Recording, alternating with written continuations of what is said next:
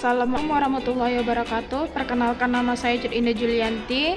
Saya dari Prodi Pemanfaatan Sumber Daya Perikanan Universitas Yakuala dengan NPM 2111130300121. Di sini saya akan memaparkan hasil ujian saya.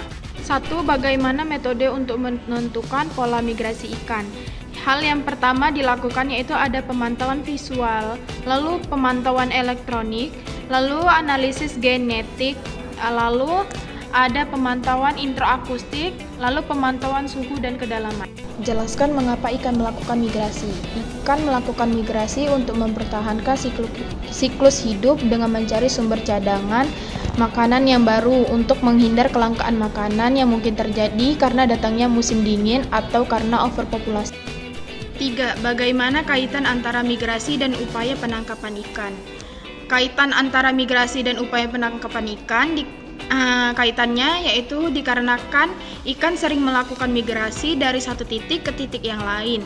Kaitan dalam penangkapan, di mana dalam penangkapan harus mengetahui pergerakan ikan demi mendapatkan hasil yang maksimal. 4 faktor apa saja yang penting diperhatikan dalam pengelolaan kerang? Yang pertama itu ada kualitas benih, lalu pemilihan lokasi, yang ketiga pemilihan kualitas air, lalu ada pemilihan dan perawatan, setelah itu pengelolaan kepadatan, pengendalian predator, manajemen lingkungan.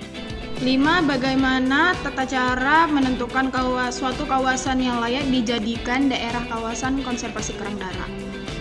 Hal yang harus dilakukan yang pertama itu ada untuk menentukan apakah suatu kawasan layak dijadikan daerah konservasi kerang darah.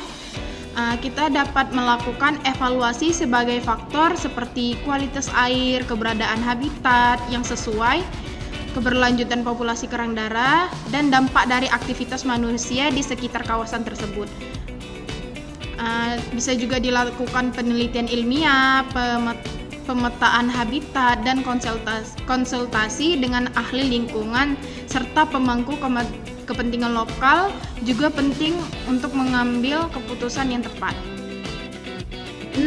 Tantangan apa saja yang mungkin dihadapi saat melakukan pemetaan kawasan wisata bahari, terutama dari segi sosial dan ekonomi? Tantangan yang dihadapi dalam melakukan pemetaan wilayah wisata bahari dari segi sosial yaitu kurangnya sosialisasi kepada masyarakat setempat, sehingga masyarakat mungkin ada yang menolak dalam pembuatan daerah wisata bahari.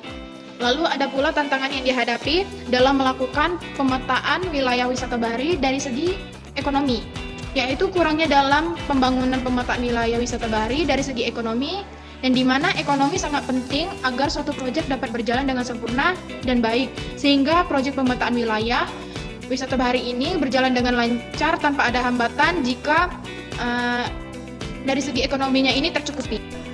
Sekian dari hasil jawaban saya, lebih dan kurang saya mohon maaf. Wabillahi taufiq wal hidayah. Assalamualaikum warahmatullahi wabarakatuh.